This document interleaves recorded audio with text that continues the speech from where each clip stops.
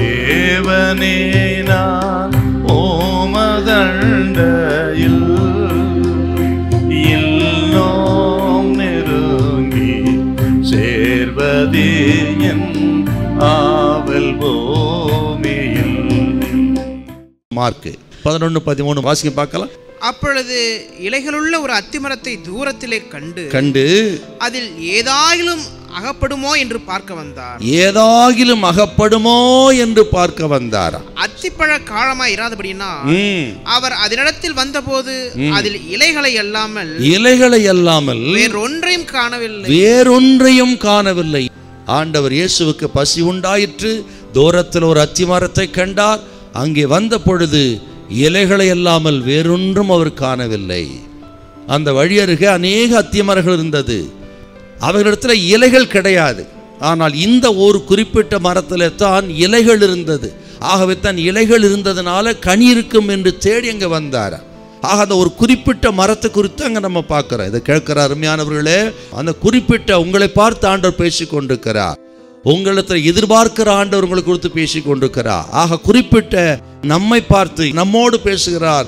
ஆக நமது ஜீவியம் எப்படி இருக்கிறேன்னு சொல்லி ஆராய்ச்சி பார்க்கணும். பாருங்க, இன்னொரு விஷயம், ஆண்டவர் ஏதோ அந்த அத்திமரத்திலிருந்து கொடையா ஆண்டவர் கனிகளை சேர்க்கும்படி வரல. ஆண்டவர் இயேசு ஆக பசியை ஆற்றிக்கொள்ளும்படியாக அந்த கனியை தேடி வந்தாராம். பாருங்க, அதே போல நம்மிடத்தில் ஆண்டவர் ஆக பலத்துக்கு மிஞ்சிலாம் எதையும் எதிர்பார்க்கறது இல்லை. 5 தாலந்து வாங்கின இடத்துல 5 தாலந்துக்குரியதை தான் எதிர்பார்க்கிறார். 2 தாலந்து பெற்றவன் அந்த 2 தாலந்துக்குரியதைத்தான் அவன் பிரதிபலிக்க வேண்டும் என்று எதிர்பார்க்கிறார்.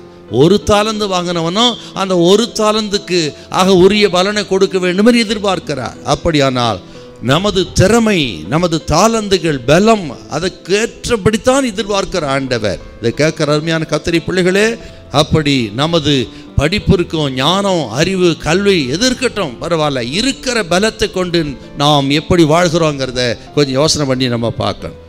நமது வாழ்க்கையில் இப்படி கனி கொடுக்கறதுங்கிறது அடுத்தவருக்கு பிரயோஜனமாக இருக்கணும். பாருங்க, ஒரு மரம் கனி கொடுக்குன்னு சொன்னால் அந்த மரமே கனியை சாப்பிட்றதில்லை.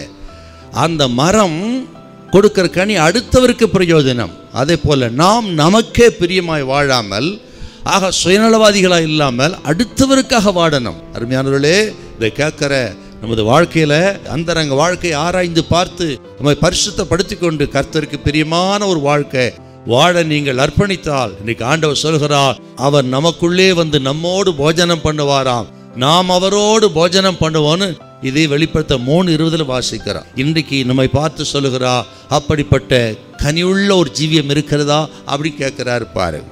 ஆகவே தேவ பிள்ளைகளே, நமது வாழ்க்கையில் அப்படிப்பட்ட கர்த்தர் விரும்புகிற அந்த சாட்சியுள்ள ஜீவியத்தை செய்ய கர்த்தர் உதவி செய்வாராக.